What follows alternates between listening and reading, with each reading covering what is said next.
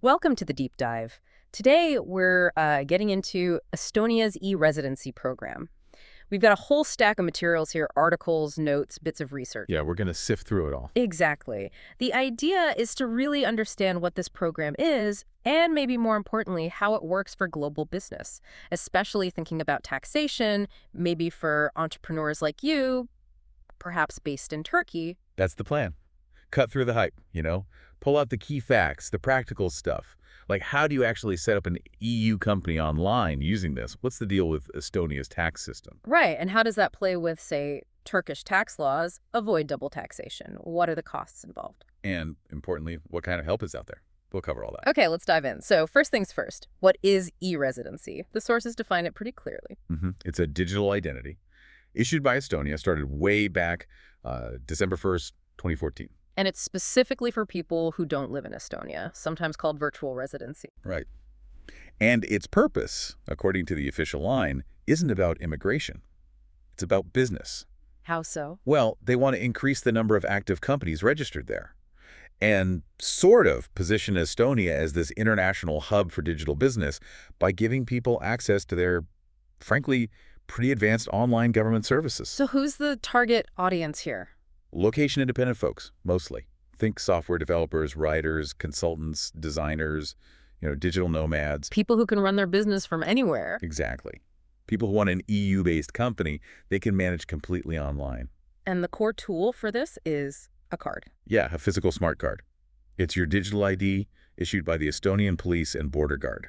Looks a bit like a driver's license. And what does it let you do? Key things are digitally signing documents, which is legally binding there, encrypting files, and crucially, accessing Estonia's e-services. So online banking, tax declarations, company registration, Yeah. all that. Okay, but let's really hammer this home because the sources stress this point. Go for it. This e-residency ID card does not mean you can live in Estonia. Absolutely not. Doesn't give you citizenship, doesn't even let you enter Estonia automatically, right? You still need a visa if you normally would. Correct. It's purely a digital status for business and admin. A really vital distinction to make. Okay, makes sense. So you understand the concept. How do you actually get this ID and set up a company? Right, the practical steps. It's designed to be mostly online. Walk us through it. How do you apply for the e-residency card itself? Okay, so you start with an online application form on the official e-residency website. Pretty standard stuff, personal details. You need to upload a scan of your passport, a digital photo. They ask why you want it. They do ask for your reason. The sources suggest this isn't a major hurdle for most legitimate business uses. It seems more about filtering out people with, say, a history of financial crime. Okay. And there's a fee. Yes.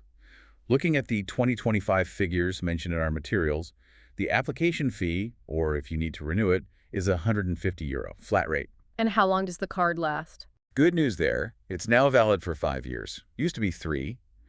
But yeah, after 5 years, you have to go through the application process again, pay the fee again. So you apply online, pay the fee. What happens next? If your application's approved, you get an email inviting you for an in-person identification check. In person. So you have to go to Estonia. Not necessarily. They have designated pickup locations around the world, usually Estonian embassies or consulates. Or, yes, you can pick it up in Tallinn if you happen to be there. Some sources mention there might be a quick interview around this stage too, maybe a few months after applying. Right. So you go verify your identity, pick up the physical card, then you're officially an e-resident. Correct. Card in hand, you can now actually register your company. And that's online too. Yep, through Estonia's e-business register. It's all digital. The most common company type people go for, especially freelancers or small businesses, is the private limited company. That's called an O in Estonian. Okay, OU. Got it. Are there costs associated with setting up the company itself? Yes. Separate from the e-residency fee, there's a state fee to register the OE, which is €265 according to the sources. And ongoing costs. You need like an address or something? Exactly. You need a legal registered address in Estonia and what they call a contact person service. This is mandatory if the management board is located outside Estonia, which is usually the case for e-residents. And how much does that run? The sources estimate this address and contact person service is typically somewhere between, say, €200 and €400 per year. Okay. What else? Accounting. Definitely need accounting. You have to file annual reports and manage taxes. Basic accounting packages seem to start around €50 a month, but obviously that can go up depending on your transaction volume and complexity.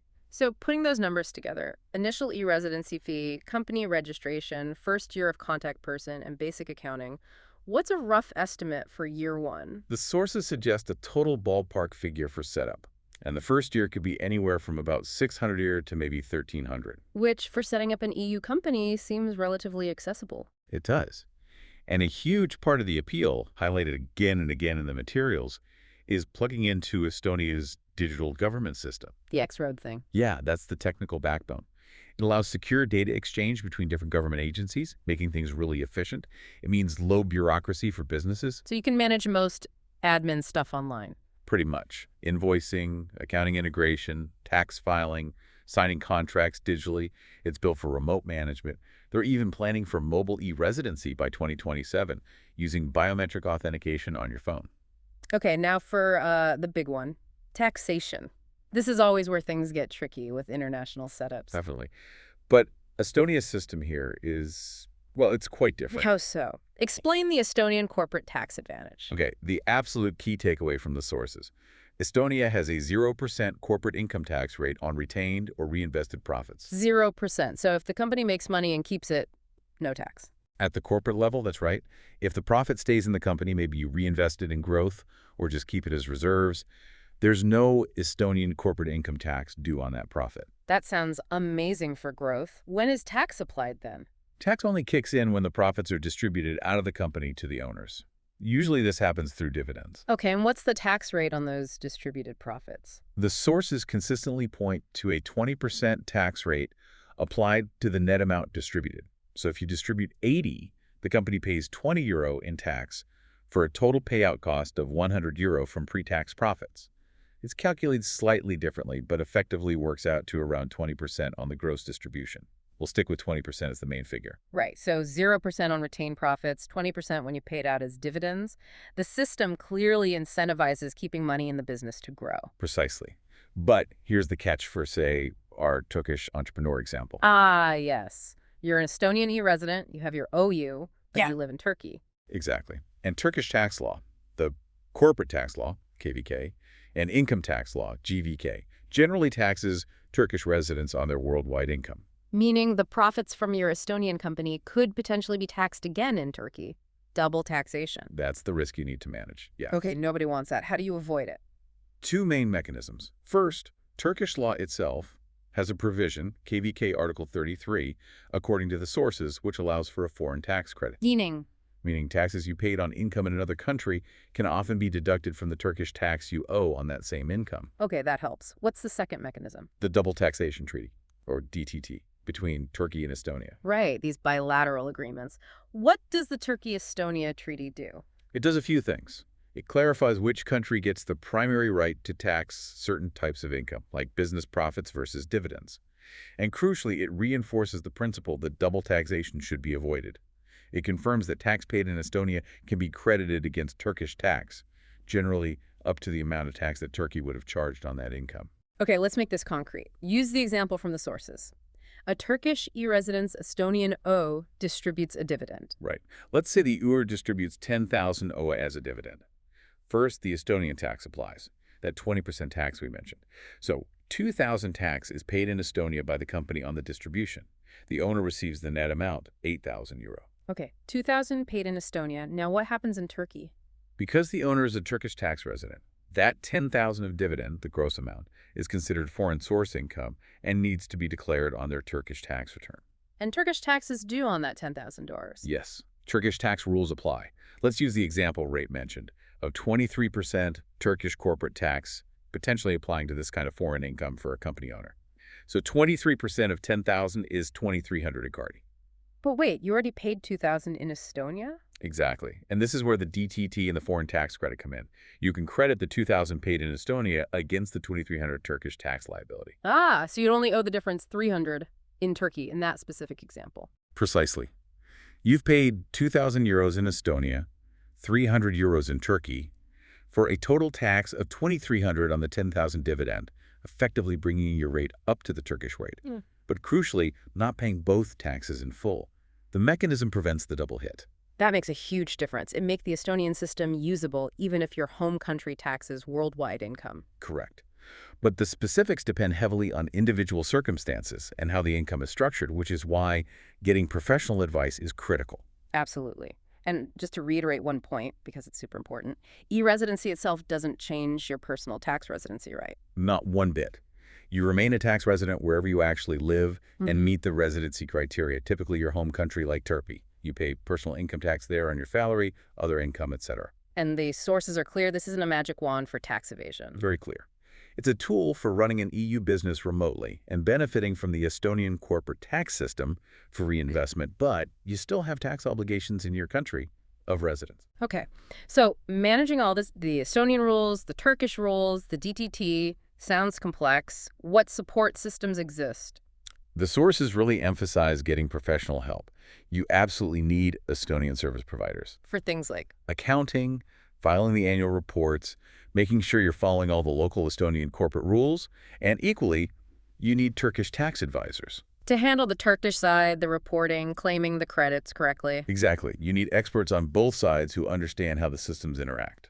Is there like an official marketplace for finding these providers? Yes. The e-residency program itself maintains a marketplace on their website listing vetted service providers, accountants, legal advisors, consultants. And our sources specifically mention Vando Agency. What role do they play? Right, they were highlighted. According to the materials, Vando Agency positions itself as providing comprehensive consultancy specifically for setting up in Estonia via e-residency. Covering the whole process. Seems like it. Guidance on the e-residency application itself, help with the actual OU company registration, advice on tax planning within the Estonian framework, setting up the virtual office and contact person service, handling accounting, and ongoing legal compliance support in Estonia. So kind of a one-stop shop for navigating the Estonian side. That appears to be their offering. They help with getting the company tax number, assistance with opening bank accounts, or using payment service providers like Wise or Payoneer, managing digital signatures, the whole setup and operational flow. Do they work with local partners? Yes, the sources mention they collaborate with trusted local Estonian partners, and specifically name Silva Hunt as one example of a provider they work with. Interesting. Is there any mention of community support beyond these professional services? Yes, that came up too. The value of connecting with other e-residents who've gone through the process. Peer advice. Exactly. And apparently Vando Agency also runs an active WhatsApp community for this purpose. It's described as a place for sharing information, asking questions, getting support from peers, and just generally exchanging experiences about setting up and running a digital company in Estonia. That could be really useful, actually, hearing from people on the ground. For sure. Now, it's not all smooth sailing. The sources do mention some challenges and considerations. Like what? Security. Yes, security and oversight. One point raised is the difficulty in verifying identity sometimes, especially for people from countries without strong justice cooperation agreements with Estonia. If someone commits fraud, like tax fraud, through their Estonian company but lives overseas, it can be challenging for authorities to investigate and prosecute. That makes sense. The borderless nature creates enforcement complexities. It does. And there was that specific security incident mentioned back in 2017. Right, you mentioned that, a flaw in the ID cards. Yes. A vulnerability was discovered in the chip used on cards issued between late 2014 and late 2017. Estonia had to temporarily freeze the certificates on those cards until people got them updated by early 2018. It highlights that even advanced digital systems need constant monitoring and patching. Good point. Okay, so we've covered quite a bit of ground, from the basics of what e-residency is, setting up the company, the unique tax system, dealing with potential double taxation costs, and the support available, including specialist agencies like Vando and community help. I think that covers the main points from the sources. The core appeal seems clear. It's a pathway to establish an EU company online, benefit from that 0% tax on retained profits in Estonia, and then use things like DTTs and foreign tax credits to manage your overall tax burden effectively when you take money out, especially if you're based somewhere like Turkey. And doing all the admin digitally. But the big caveat is you absolutely need proper planning and professional advice for both Estonian and Turkish regulations. Definitely not a DIY tax strategy for most people. It requires careful navigation. So a final thought to leave our listeners with, something provocative maybe, based on how some sources frame this. Go on. Some commentators look at e-residency and see it as maybe a glimpse of the future, like an early version of what citizenship or maybe just access could mean in a world less tied to physical location. It's an interesting perspective. It certainly pushes boundaries. How do traditional national legal and tax systems cope when a business is legally here in Estonia, but the owner-manager is physically there, potentially thousands of miles away? Right. It forces us to think about how digital identity, borderless business, and national regulations will interact and evolve. What does this really mean for the future of work, for global entrepreneurship?